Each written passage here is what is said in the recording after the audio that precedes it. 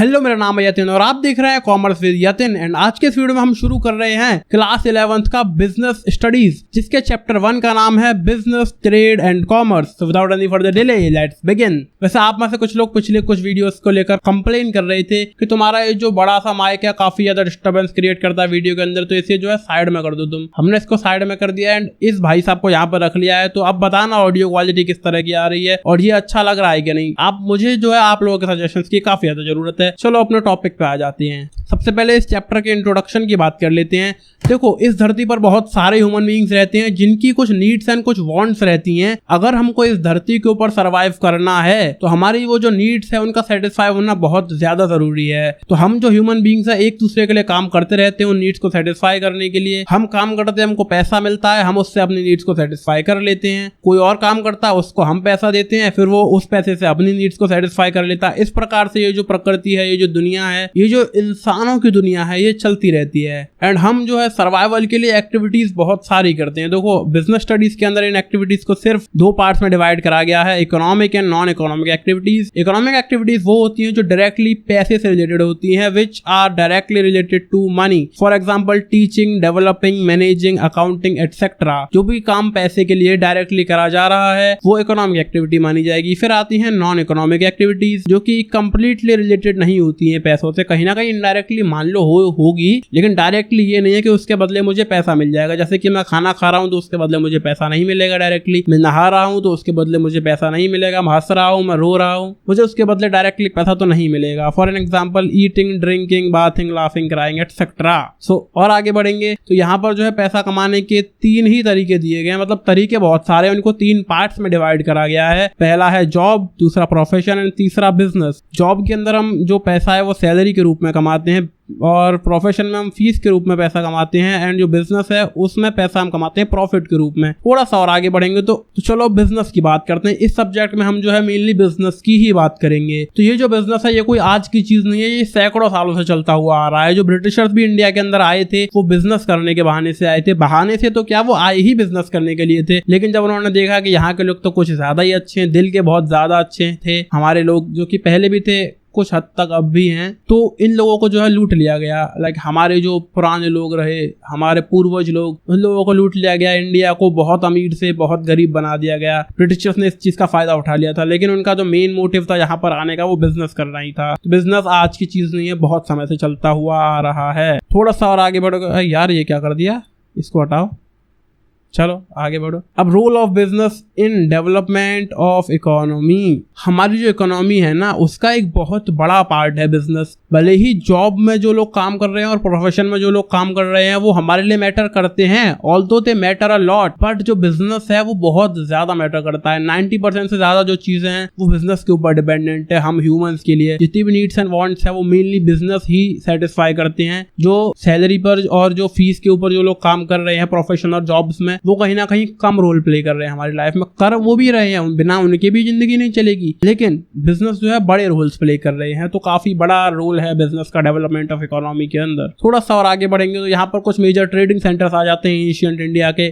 पाटलिपुत्र, पेशावर, तक्षशिला, इंद्रप्रस्थ, मथुरा, वाराणसी, मिथिला, सूरत, Kanchi, Madura, broach, Kaveri पत्ता, तम्रलिप्ति and Ujjain. ये कुछ पुराने ट्रेडिंग सेंटर्स है जो एशियन इंडिया के अंदर चला करते थे। थोड़ा सा और आगे बढ़ेंगे तो यहाँ पर आते हैं कैरेक्टरिस्टिक्स ऑफ बिजनेस एक्टिविटीज। हम कैसे पहचानेंगे कि जो कोई आदमी कोई काम कर रहा है तो वो बिजनेस है। तो कोई इसके अंदर कुछ पॉइंट्स हैं। सबसे पहले ये तो एक इकोनॉमिक एक्टिविटी है, पैसे से रिलेटेड होती है। दूसरा सेल और exchange of goods and services. यहाँ पर या तो गुड्स और सर्विसेज हम बेच रहे हैं या फिर किसी से एक्सचेंज कर रहे होते हैं। तीसरा ये एक रेगुलर एक्टिविटी है। ऐसा नहीं होगा कि आपके पास कोई सेकंड हैंड मोबाइल था, कोई पुराना मोबाइल फोन था, अब मोबाइल थोड़ा सा सस्ता सा बनाया है लेकिन मैनेज कर लेना चलो, जो कि आपने किसी सेकंड पर्सन को बेच दिया। तो क्या आप बिजनेसमैन हो गए, आपने एक बार मोबाइल बेच दिया? तो बिल्कुल भी नहीं है ऐसा। जब आप इस चीज़ को रेगुलर बेसिस पर करोगे, जब आप अपनी दुकान खोलोगे मोबाइल बेचने की, आप यहाँ पर ऐसे दुकान पर खड़े होकर बढ़िया काम करोगे, मोबाइल बेचोगे। वैसे दुकान भी सस्ती सी बनी है, थोड़ा सा मैनेज कर लेना। तो जब यहाँ पर आप रेगुलर बेसिस पर मोबाइल फोन्स बेचोगे और खरीदोगे तब आप बिजनेसमैन कहलाओगे। ये एक रेगुलर एक्टिविटी होती है। एंड यहाँ पर चौथा पॉइंट है ultimate aim is to earn profit. आप ये जो काम कर रहे हो ये पैसा कमाने के लिए ही कर रहे हो, तभी ये जो है बिजनेस माना जाता जाता है। उसके बाद यहाँ पर 5वां पॉइंट है अनसर्टेनिटी ऑफ रिटर्न। यहाँ पे जो काम है ना बिजनेस, ये काफी ज्यादा अनसर्टेन है। यहाँ पर कोई श्योरिटी नहीं रहती कि आप बिजनेस से पैसा कमा पाओगे या नहीं। आपने कोई बिजनेस आज शुरू करा, आप इससे पैसा कमाएंगे या नहीं, इसकी कोई श्योरिटी नहीं है। मान लो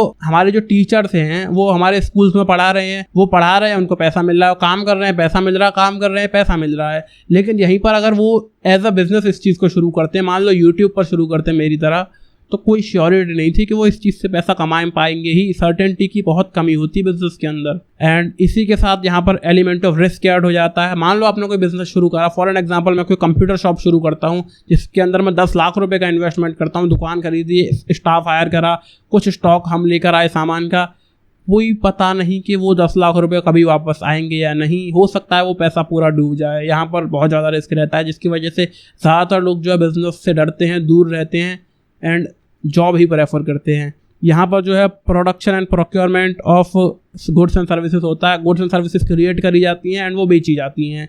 आगे बढ़ेंगे तो यहाँ पर आता है क्लासिफिकेशन ऑफ बिजनेस एक्टिविटीज़। यहाँ पर 2 पार्ट्स में क्लासीफाई करा गया बिजनेस एक्टिविटीज़ को। पहला है इंडस्ट्री एंड दूसरा है कॉमर्स। इंडस्ट्री के अंदर 3 चीज़ें आती हैं, प्राइमरी, सेकेंडरी एंड टर्शियरी। इन चीज़ों के बारे में हम पिछले क्लासेस में भी पढ़ चुके हैं। 8th, 9th और 10th क्लास में आपने पढ़ा होगा, आपको याद आ रही होंगी, कुछ तो आप रिलेट कर पा रहे होंगे कि ये तो कुछ सुनेला लग रहा है। एंड कॉमर्स में आती है trade and auxiliaries to trade. सामान की खरीद बेच और खरीद बेच में जो चीज़ें मदद करती हैं वो। अब इस चीज़ को और ज़्यादा डिटेल में जान लेते हैं। अगले पेज पे चलते हैं। यहाँ पर पूरा एक चार्ट दिया गया है हमको बिजनेस एक्टिविटीज़ के लेकर। देखो बिजनेस है 2 पार्ट्स में divided, industry and commerce. Industry की बात करेंगे तो प्राइमरी, सेकेंडरी एंड टर्शियरी।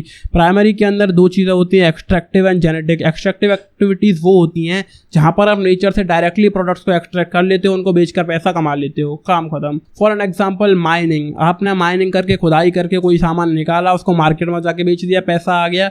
आपने उस सामान को नेचर से डायरेक्टली एक्सट्रैक्ट किया था। आप फिशिंग करने गए, मछलियां पकड़ी, मार्केट में जाके बेच दी। तो आपने क्या करा, डायरेक्टली नेचर से चीज को ले लिया, एक्सट्रैक्ट कर लिया एंड बेचकर पैसा कमा लिया। ये हो गई एक्सट्रैक्टिव एक्टिविटीज। फिर जेनेटिक एक्टिविटी क्या होती है? जेनेटिक में आप जहां पर आपको अपनी तरफ से काफी सारे एफर्ट्स डालने पड़ते हैं पैसा कमाने के लिए। For an example breeding of animals. आप गाय भैंस वगैरह पालते हो, उनका दूध निकालते हो, तब जाकर मार्केट में बेचते हो। आप खेती करते हो, अपनी फसल को पहले बोओगे, फिर उसको अच्छे से उगाओगे, अच्छे से बढ़िया पकाओगे उस चीज़ को, फिर उसको कटवाओगे, जब जाकर बेचोगे मार्केट में। एक लंबा प्रोसेस हो जाएगा, वो होगी जेनेटिक एक्टिविटी, जहाँ पर हम किसी को ग्रो कर रहे हैं, प्लांट्स एंड एनिमल्स को। प्राइमरी एक्टिविटीज़ यहीं पर खत्म हो जाती हैं। सेकेंडरी के अंदर आएंगे तो यहाँ पर होता है मैन्युफैक्चरिंग एंड कंस्ट्रक्शन। कंस्ट्रक्शन बोले तो बिल्डिंग्स का कंस्ट्रक्शन। मैन्युफैक्चरिंग के अंदर आती है analytical, synthetical, processing and assembling वाले बिजनेसेस। एंड यहीं पर बिजनेस का जो है एक पार्ट खत्म हो चुका है, जो कि है इंडस्ट्री वाला। इंडस्ट्रियल बिजनेस एक साइड हो चुका है। दूसरे साइड की बात कर लेते हैं, जो कि है कॉमर्स। यहाँ पर 2 चीज़ें होती हैं, trade and auxiliaries to trade. Trade मतलब सामान की खरीद बेच, और ऑक्सिलरीज टू ट्रेड मतलब जो खरीद बेच को सपोर्ट करती हैं जो चीज़ें। देखो इसमें भी, खरीद बेच में भी 2 चीज़ें आती हैं, इंटरनल एंड एक्सटर्नल। 2 प्रकार की होती हैं ट्रेडिंग भी। इंटरनल यानी कि जो हम अपने देश के अंदर कर रहे हैं, नेशनल ट्रेड, होलसेल और रिटेल में। आप किसी होलसेलर से सामान जाके खरीद लो अपनी दुकान पर बेचने के लिए, वो आपके लिए इंटरनल ट्रेड होगा। आप खुद रिटेलर हो, दुकान पर सामान रखते हो एंड इंडिया में ही बेचते हो, आप रिटेलर हो, आप इंटरनल ट्रेड कर रहे हो, इंडिया के अंदर ही अंदर कर रहे हो। लेकिन अगर आप इंटरनेशनल ट्रेड भी करते हैं तो आप एक्सटर्नल ट्रेडर बन जाएंगे, जिसके अंदर इंपोर्ट, एक्सपोर्ट एंड ऑनट्रपोर्ट होता है। इंपोर्ट यानी कि सामान किसी दूसरी कंट्री से अपनी कंट्री में मंगवाना, एक्सपोर्ट यानी कि दूसरी कंट्री में सामान भेजना, एंड ऑनट्रपोर्ट वो जगह जहां पर इंपोर्ट एंड एक्सपोर्ट होता है। उसके बाद ऑक्सिलरीज टू ट्रेड की अगर हम बात करेंगे तो यहाँ पर आता है ट्रांसपोर्टेशन, सामान का ट्रांसपोर्टेशन एक स्टेट से दूसरे स्टेट में, एक कंट्री से दूसरी कंट्री में। वेयर हाउसिंग, सामान की जो स्टोरेज रहती है वो। हमने जो है सामान बहुत सारा बनाया, गुड्स प्रोड्यूस करे अपनी फैक्ट्री के अंदर, अपनी कंपनी के अंदर चीजें जो है बनाई एंड फिर उनको स्टोर करा, अपनी इन्वेंटरी में रखा, बहुत सारा स्टॉक रखा, उसे हम कहते हैं वेयर हाउसिंग। तीसरा आता है इंश्योरेंस। उस चीज का हमने इंश्योरेंस करवा के रखा। मान लो आपने लाखों लाख की गुड्स प्रोड्यूस कर ली, अब किसको पता है कि कल उस वेयर हाउस में आग लग जाएगी या नहीं? क्या पता कभी उसमें आग लग गई, चोरी होगी, उसका जो है क्या होगा, कौन जिम्मेदार होगा? तो इसके लिए हम उसका इंश्योरेंस करा लेते हैं इंश्योरेंस कंपनी से। फिर आते हैं बैंकिंग एंड फाइनेंस। आपके पास कमी पड़ रही है पैसे की, फंड्स की कमी है कि सामान का प्रोडक्शन करें कैसे, बेच देंगे तब पैसा तो आ जाएगा, सामान बिक जाएगा और पैसा भी आ जाएगा। लेकिन उसे बनाने के लिए पैसे नहीं हमारे पास, वो कहाँ से लाएंगे? वो हम बैंक वगैरह से लोन ले सकते हैं, ये भी एक ऑक्सिलरी टू ट्रेड है। उसके बाद आती है लास्ट में एडवर्टाइजिंग। हमने सामान बना लिया, बढ़िया एक कंपनी बना ली, एक अच्छा खासा प्रोडक्ट हमने बना लिया, एंड उसके बारे में लोगों को पता ही नहीं है। जब लोगों को पता चलेगा तब तो उसे खरीदेंगे ना। लोगों को पता कैसे चलेगा? वो एडवर्टाइजिंग के थ्रू चलेगा। तो ये भी एक काफी इंपॉर्टेंट ऑक्सिलरी टू ट्रेड है। यहाँ पर जो है बिजनेस का जो पूरा चार्ट जैसा है पूरा हो चुका है। ये गंदगी के लिए आई एम सो सॉरी, मैं इस चीज़ के ऊपर लिखने की प्रैक्टिस अभी कर रहा हूँ। ज़्यादा अच्छे प्रोफेशनल टीचर हम नहीं हैं, लेकिन कोशिश कर रहे हैं। आते हैं ऑब्जेक्टिव्स ऑफ बिजनेस। आखिर बिजनेस होता क्यों है? बिजनेस से क्या क्या चीज़ें होती हैं? देखो, सबसे पहला मार्केट स्टैंडिंग, हमारी मार्केट में वैल्यू बनती है, हम थोड़े से पॉपुलर हो जाते हैं, लोग हमें जानने लगते हैं। दूसरा इनोवेशन, दुनिया का इनोवेशन, लोगों की लाइफ की क्वालिटीज़ को अप करना, जो भी चीज़ें चल रही हैं उनको और ज़्यादा इम्प्रूव करना, ये बिजनेस का ऑब्जेक्टिव है। तीसरा है प्रोडक्टिविटी, प्रोडक्टिव काम करना, प्रोडक्टिविटी को बढ़ाना, लोगों की ज़्यादा लोगों को एम्प्लॉयमेंट देना, एंड ये सारी चीज़ें जो है ऑब्जेक्टिव ऑफ बिजनेस कहलाती हैं। एंड चौथा पॉइंट आता है फिजिकल एंड फाइनेंशियल रिसोर्सेज हमारे पास होते हैं। जो कोई बिजनेसमैन होता है, अच्छा खासा ग्रो कर रहा होता है, तो वो काफ़ी सारे फिजिकल एंड फाइनेंशियल रिसोर्सेज उसके बाद रहते हैं। काफ़ी सारा पैसा रहता है बैंक के अंदर, काफ़ी सारे रिसोर्सेज और भी चीज़ें उसके पास होती हैं, बहुत सारे एसेट्स होते हैं, बहुत सारी जमीन वगैरह उसके पास रहती है। तो ये सब भी एक ऑब्जेक्टिव ऑफ बिजनेस है। पांचवा पॉइंट हमारा आ जाता है अर्निंग प्रॉफिट्स, पैसा जो है कमाते हैं। जो अल्टीमेट गोल है हर एक बिजनेस का, वो पैसा कमाना ही है। उसके बाद एक लास्ट पॉइंट यहाँ पर आता है सोशल रिस्पॉन्सिबिलिटी। जो एक बिजनेसमैन होता है उसके पास एक रिस्पॉन्सिबिलिटी होती है कि मुझे जो है अपनी सोसाइटी को ग्रो करना है। जितने पॉइंट्स मैंने आपको बताए, सबकी जिम्मेदारी होती है एक बिजनेसमैन के ऊपर कि ये सब चीज़ें तो मुझे संभालनी पड़ेंगी, तभी मैं एक अच्छा बिजनेसमैन, एक अच्छा कारोबारी, एक अच्छा व्यापारी कहलाऊंगा। आगे बढ़ते हैं। चलो, मैंने आपको पहले भी कहा था कि बिजनेस के अंदर रिस्क तो काफी ज्यादा होता है। एंड रिस्क होता क्यों है? वो होता है अनसर्टेनिटीज की वजह से। अब बिजनेस रिस्क को थोड़ा सा डिटेल में जान लेते हैं। हम आते हैं नेचर ऑफ बिजनेस रिस्क के ऊपर। यहाँ पर कुछ पॉइंट्स लिखे गए हैं आपके लिए। सबसे पहला है risk is an essential part of every business. आप जब बिजनेस शुरू करोगे तो आपके 90% चांसेस हैं कि आप इसके अंदर फेल होने वाले हैं। ये एक बिटर ट्रुथ कहो या ऐसे कुछ भी कहो, लेकिन यही सत्य है। फिर दूसरा पॉइंट आता है risk arises due to uncertainties. ये मैं आपको पहले भी बता चुका हूँ, अनसर्टेनिटीज के कारण ही रिस्क होता है। और तीसरा पॉइंट है degree of risk depends mainly upon the size and nature of your business. आप किस प्रकार का बिजनेस कर रहे हैं। अगर आप मान लो कोई ऐसा बिजनेस कर रहे हो जो टेस्टेड मॉडल है, जो चीज पहले से चलती हुई आ रही है, मान लो आपको परचूनी की दुकान खोल ले हो, तो चांसेस ज्यादा है आपके ग्रो करने के इन कंपैरिजन टू एक ऐसा बिजनेस जो पहले से पॉपुलर नहीं है, जो टेस्टेड मॉडल नहीं है। आप कोई ऐसा एप्लीकेशन बना रहे हो जो पहले किसी ने नहीं बनाया है, तो उसमें रिस्क ज्यादा है कि आप ग्रो कर पाओगे कि नहीं। ये नेचर ऑफ बिजनेस का अंतर हो गया। पहला तो एक परचूनी की दुकान जो बहुत चलती है, तो आप भी कहीं ना कहीं चली जाओगे। दूसरा एक एप्लीकेशन ऐसा जो पहले किसी ने नहीं बताया, लाइक पहले किसी ने नहीं बनाया, आप पहली बार ऐसा कुछ लेकर आ रहे हो मार्केट में, तो उसमें जो रिस्क ज्यादा है ग्रो ना कर पाने का। एंड इसी के साथ जो है साइज पर भी डिपेंड करता है, आप बिजनेस कितने बड़े से शुरू कर रहे हो। मान लो हम एप्लीकेशन डेवलपमेंट की ही बात कर लेते हैं। आप कोई एप्लीकेशन बना रहे हो, 1,50,000 रुपए का इन्वेस्टमेंट करके आप 1 या 2 लोग मिलकर कोई ऐप बना रहे हो। आपने एक डेवलपर रख लिया, एक डेवलपर जो है वो आपके एप्लीकेशन को बनाएगा, एंड आप जो है उस बिजनेस को मैनेज करोगे, सारी अकाउंटिंग वगैरह करोगे, पूरा मैनेजमेंट आप करोगे। तो आप 2 लोग मिलकर उस बिजनेस को चला रहे हो, जिसमें आपने खर्चा करा है 1 लाख या 50,000 रुपए के आसपास, तो वो है एक छोटा रिस्क। यहीं पर आप एक बिजनेस शुरू करते हो जहां पर आप 25 डेवलपर्स की टीम लेकर आते हो, एक अच्छा खासा बिजनेस के लिए ऑफिस खरीदते हो, वहां पर खूब सारा महंगा इक्विपमेंट खरीदते हो, एंड करोड़ों का इन्वेस्टमेंट उस बिजनेस के अंदर आप करते हो। तो वहां पर जो है रिस्क ज्यादा है, वहां पर करोड़ों का रिस्क है, क्योंकि वो एक बड़े साइज का बिजनेस है। एंड जब एक छोटे साइज का बिजनेस आप कर रहे होंगे तो उसके अंदर जो है रिस्क छोटा होगा। तो ये चीज़ भी साइज ऑफ बिजनेस के ऊपर डिपेंड करती है। उसके बाद आता है profit is a reward for risk taking. जब आप रिस्क लोगे तो उसका एक रिवॉर्ड आपको मिल सकता है, वो है प्रॉफिट। तो जब आप बड़ा रिस्क लोगे तो बड़ा प्रॉफिट कमाओगे, छोटा रिस्क लोगे तो छोटा प्रॉफिट कमाओगे, लेकिन श्योरिटी कहीं भी नहीं है कि प्रॉफिट कमाओगे। चलो आगे बढ़ते हैं। अब बात करते हैं कॉजेस ऑफ बिजनेस रिस्क के बारे में। देखो, कुछ नेचुरल कॉजेस होते हैं, फ्लड, अर्थक्वेक, लाइटनिंग एक्सेट्रा। कोई भी नेचुरल कैलेमिटी आ गई एंड आपके वर्क प्लेस को डैमेज करके चली गई। दूसरा ह्यूमन कॉजेस भी रहते हैं, आपकी जो लेबर है वो अच्छे से काम नहीं करती है, वो डिसऑनेस्ट है, केयरलेस है, आपका जो मैनेजमेंट है वो इनएफिशिएंट है, अच्छे से काम नहीं कर पा रहा है। तो ये एक बहुत बड़ा रिस्क है बिजनेस के अंदर। तीसरी चीज की बात करेंगे, वो होते हैं कुछ इकोनॉमिक कॉजेज, जैसे कि आप कोई प्रोडक्ट बनाते हो जिसकी जो डिमांडेड समय के साथ कम होती चली जा रही है, तो आपका प्रॉफिट वगैरह कम हो रहे हैं। रिस्क है कि आपको ये बिजनेस बहुत जल्दी बंद करना पड़ सकता है। एंड कंपटीशन जो काफी ज्यादा बढ़ता चला जा रहा है। आप जिस इंडस्ट्री में काम कर रहे हो, कंपटीशन बढ़ रहा है, लोग और अच्छे से काम कर रहे हैं। यहाँ पर भी रिस्क है कि आपको ये जो बिजनेस है